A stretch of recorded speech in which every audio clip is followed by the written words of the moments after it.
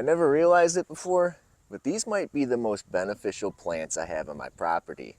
And this is something that everyone can grow, even if you live in the suburbs or in an HOA. This is what's left of ornamental grass. I don't do much with this during the season. It grows really tall, looks really nice. But when this dies back, I always find myself over here doing something with this. Good example is right now I'm cutting these thicker stalks. I'm going to use these to ignite my flame to make some biochar. This stuff is very flammable. And while I'm taking those thicker stalks out, there's some of this thinner stuff. All I gotta do is reach in here and pull it out. That's going right into the chicken run. About a month ago, I put some of this in the chicken run here.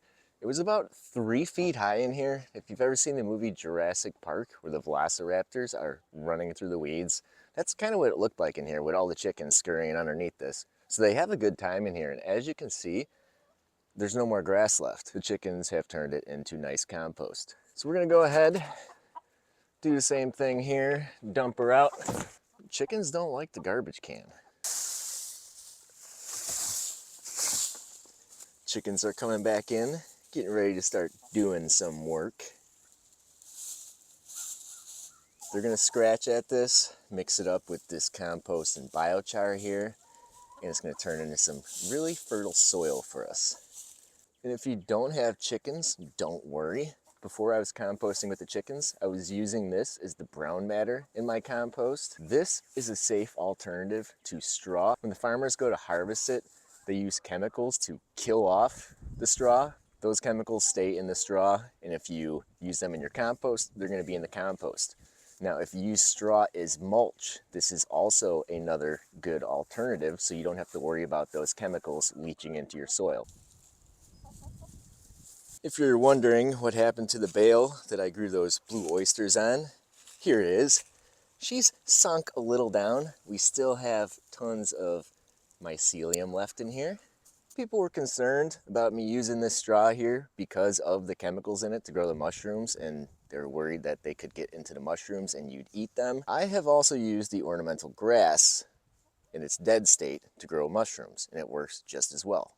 But for the people talking about the chemicals in here and growing mushrooms, that's the great thing about mushrooms, is they can help break down those chemicals. That will actually make the straw safe for your garden, but that's for another video. If you don't want to make compost and just need some chicken bedding, chicken bedding. Unlike a lot of the plants that put out good biomass for us, these don't spread. They kind of form these big clumps here, and you can take these and divide them, which I'm going to do. I think I'm going to cut these up and put them in some full sun and get even more of this stuff. If you just want to burn something to get some potash, there you go.